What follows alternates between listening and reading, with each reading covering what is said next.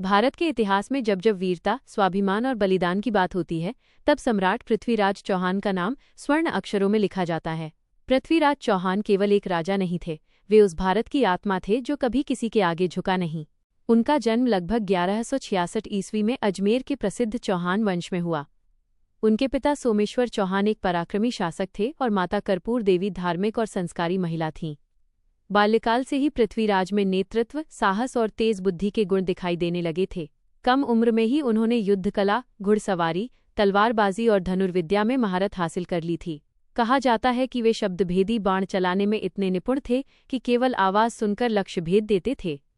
किशोर अवस्था में ही पृथ्वीराज चौहान अजमेर और दिल्ली के शासक बने। इतनी कम उम्र में सत्ता संभालना आसान नहीं था, लेकिन उन्होंने अपने पराक्रम से ये सिद्ध कर दिया कि वे जन्म से ही राजा थे। उन्होंने अपने राज्य को मजबूत किया, सीमाओं की रक्षा की और प्रजा के हित को सर्वोपरि रखा। पृथ्वीराज एक न्यायप्रिय और प्रजावत्सल राजा थे। उनकी प्रजा उन्हें केवल शासक नहीं बल्कि रक्षक मानती थी। उस समय भारत कई छोटे छोटे राज्यों में बटा हुआ था और विदेशी आक्रमणकारी बार बार भारत की ओर आंख उठाते थे। उन्हीं आक्रमणकारियों में सबसे खतरनाक नाम था मोहम्मद गौरी। उसने भारत पर कई बार आक्रमण किया, लेकिन हर बार उसे पृथ्वीराज चौहान का सामना करना पड़ा। 1191 ईस्वी में तराइन के मैदान में पहला युद्ध हुआ, जिसमें पृथ्वीराज चौहान ने मोहम्मद गौरी को करारी शिकस्त दी। इस युद्ध में गौरी बुरी तरह पराजित हुआ और घायल अवस्था में भागने पर मजबूर हुआ। ये विजय भारतीय इतिहास की एक गौरवशाली जीत थी, जिसने ये साबित कर दिया कि भारत की धरती पर विदेशी आक्रमणकारी आसानी से विजय नहीं पा सकते। लेकिन इतिहास केवल वीरता से नहीं, बल्कि समय और परिस्थितियों से भी बनता है।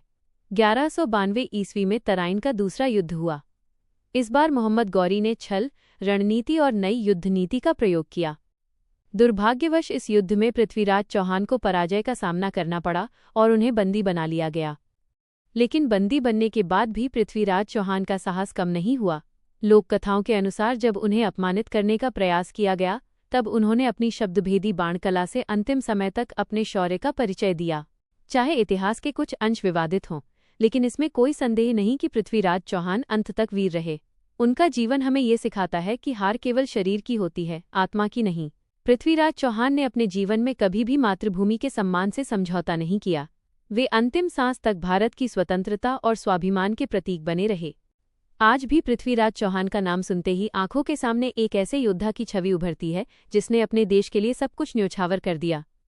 उनकी गाथा हमें ये याद दिलाती है कि भारत की मिट्टी में वीरता रची बसी है, और जब जब इस धरती पर संकट आया है, तब तब पृथ्वीराज चौहान जैसे योद्धा जन्म लेते रहे हैं। पृथ्वीराज चौहान अमर हैं, उनकी वीरता अमर है और उनका बलिदान आने वाली पीढ़ियों को सदैव प्रेरणा देता रहेगा। क्या आप चाहेंगे कि मैं पृथ्वीराज चौहान और मोहम्मद गौरी के बीच हुए युद्धों या पृथ्वीराज रासों के बारे में और अधिक ऐतिहासिक जानकारी साझा करूं?